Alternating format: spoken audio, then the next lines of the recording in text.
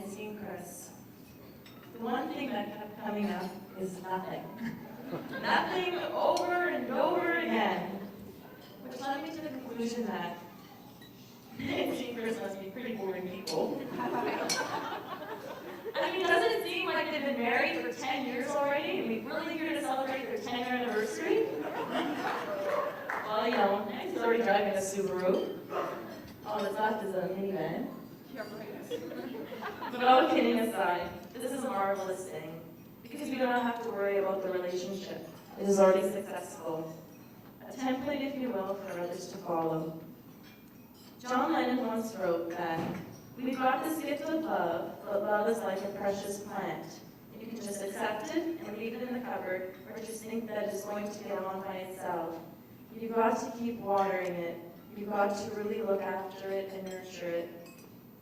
For those of you who do not know Nancy and Chris all that well, they're high school sweethearts and have been dating for over 11 years. They started dating at the tender age of 16 while they were both in grade 10. But ironically, their relationship at the time was short-lived. Nancy called it off after a week. She actually dumped Chris. Because, you know, she was young, she was single, she wanted to be on her own, and ironically she said that Chris was the type of guy she'd marry.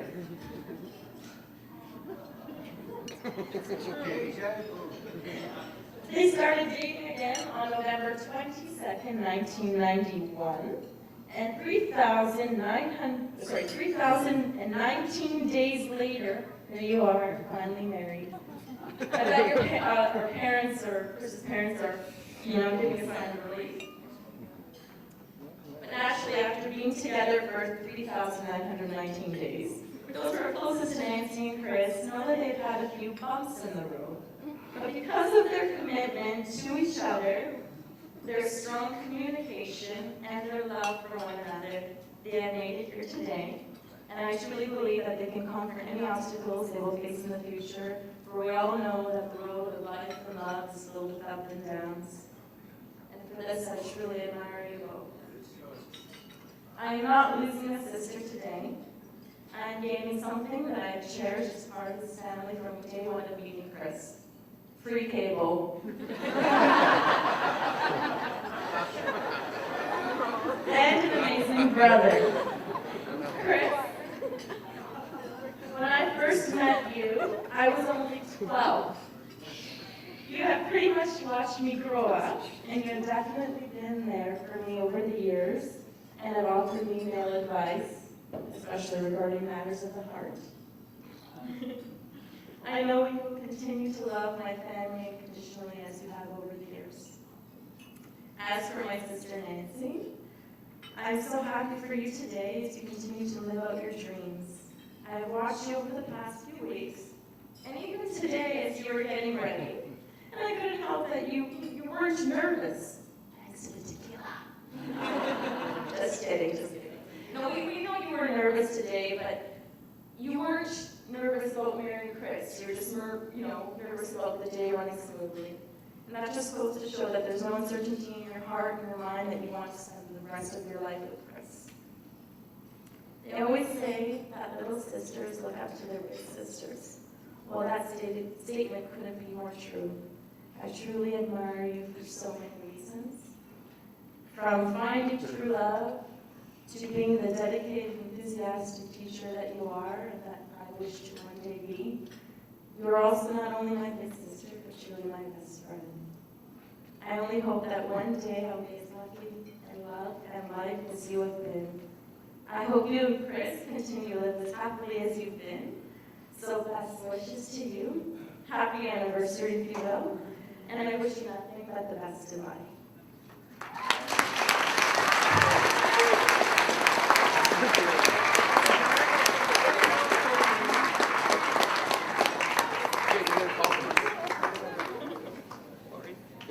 At this point in time, I'd like to call up the best man, Jamie. Roll a nice round of applause for Jamie who's going to give us a speech.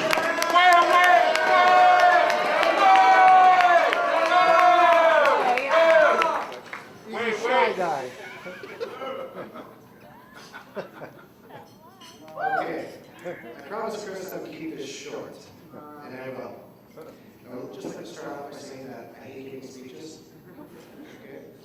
Chris knows this. I spent my whole life avoiding situations that make it center of attention, and here I am today in front of you all. Right on the spot.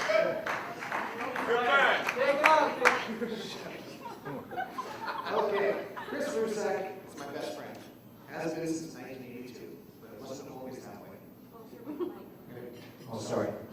I'm going to take you back in time, 1982, in the hallowed halls of St. John the Evangelist School. Great. A lot of you went there. Yeah. Chris introduced himself to me by giving me 2 shots to the head.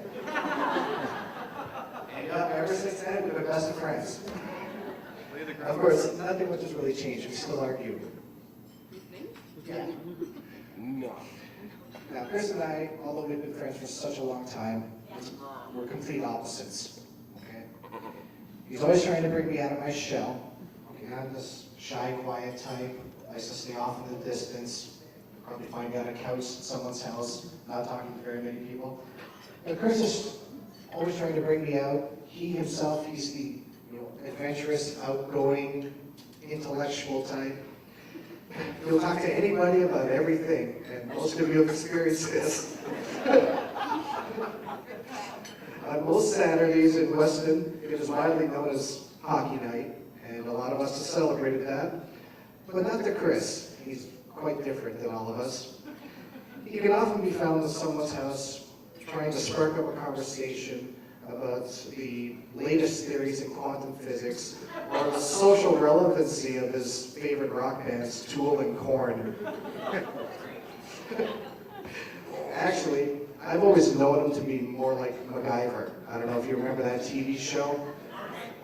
But just give Chris a knife, some duct tape, and a case of beer, and he'll pretty much come up with some interesting solutions for your boring night.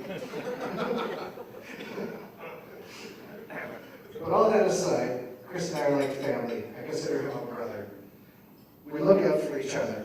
And I recall a time way back when Chris's mom approached myself and my mother one day after she was picking Chris up, and she was so happy. She mentioned to my mother that she was so happy that Chris had met me because she was hoping that I would be able to calm Chris down.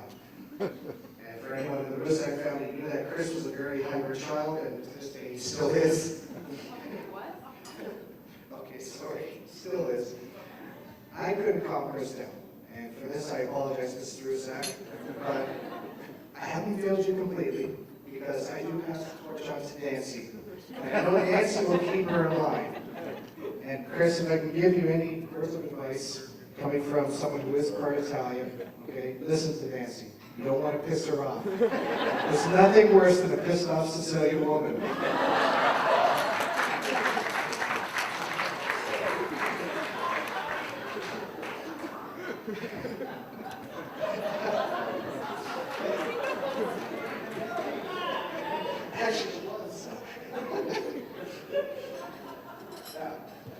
Like I said, I've known Chris since 1982. That's 21 long years, much like this speech with my friends right now.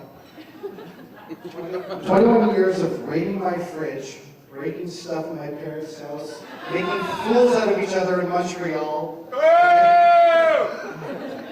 And the wedding! Throwing pizza pops in my kitchen, making a big mess there. But I wouldn't have had it any other way, buddy. Congratulations.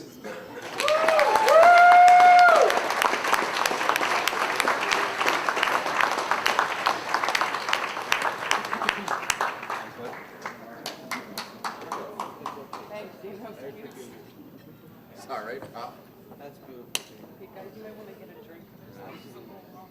All right, ladies and gentlemen, it's time to invite the reason why we're here tonight, the bride and groom. A nice round of applause, ladies and gentlemen.